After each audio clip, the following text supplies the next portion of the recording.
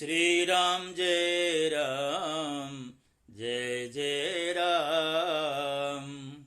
श्री राम जय राम जय जय राम। श्री राम जय राम जय जय राम। श्री राम जय राम जय जय राम।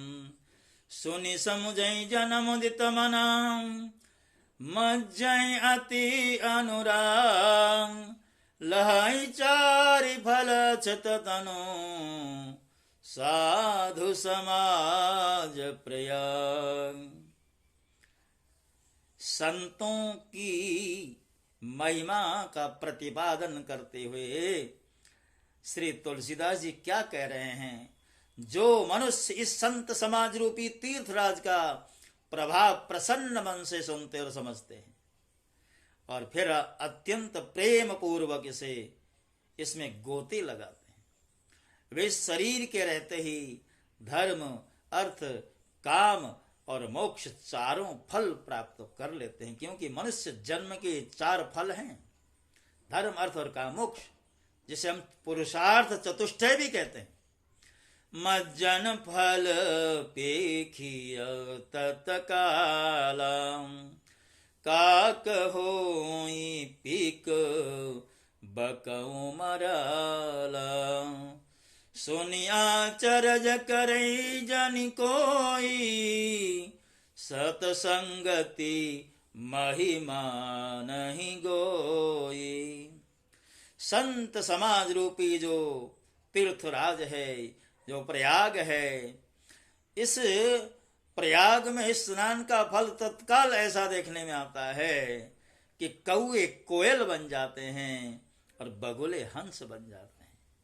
यह सुनकर कोई आश्चर्य न करे, क्योंकि सत्संग की महिमा छिपी नहीं है। सत्संगति महिमा नहीं गोई, ये सत्संग की महिमा किसी से छुपी थोड़ी है। बाल्मीक रद घट जोनी निज निज मुखनी कही निज होनी। जलचर थलचर नभचर नाना जे जड़ चेतन जीव जहाना। वाल्मीकि जी, नारद जी और अगस्त्य जी ने अपने अपने मुखों से अपनी होनी अर्थात जीवन का वृत्तांत कहा है। जल में रहने वाले, जमीन पर चलने वाले और आकाश में विचरने वाले नाना प्रकार के जड़ चेतन जितने भी जीव इस जगत में हैं,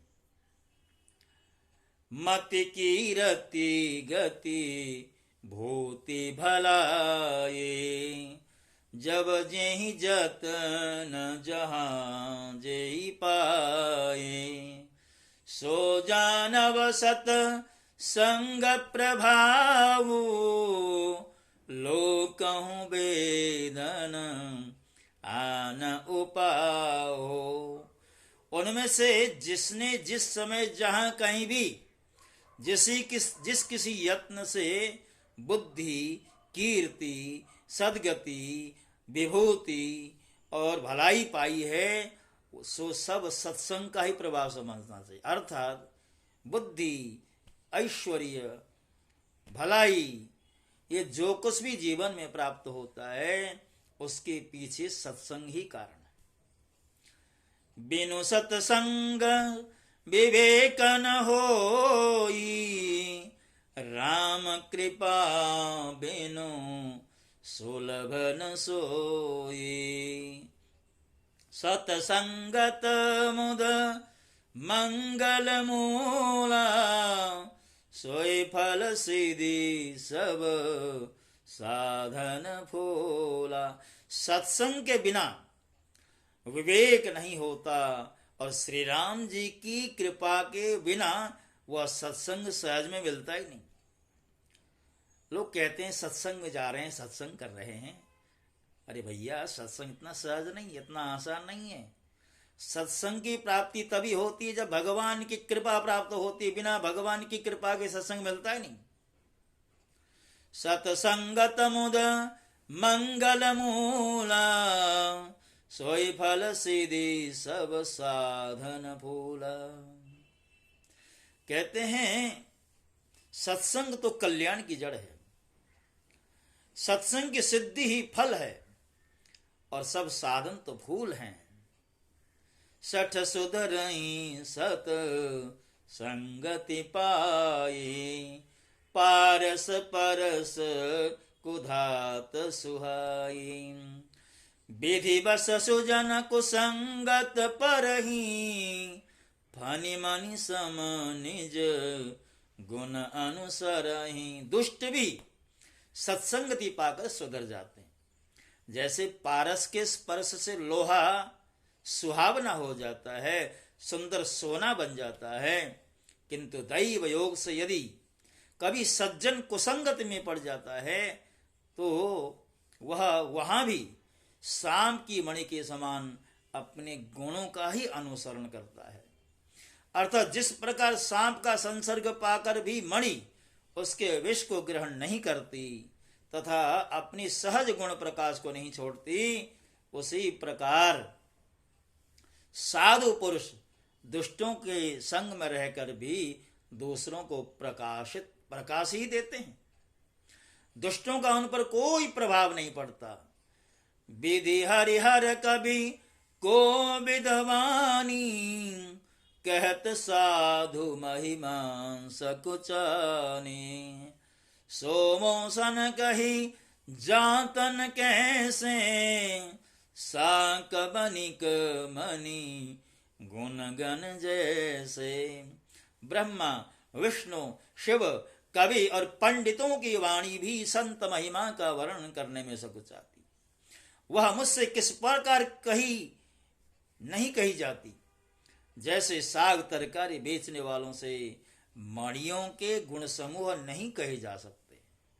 बंदौ संत समान चित, हित अनहित नहीं कोई।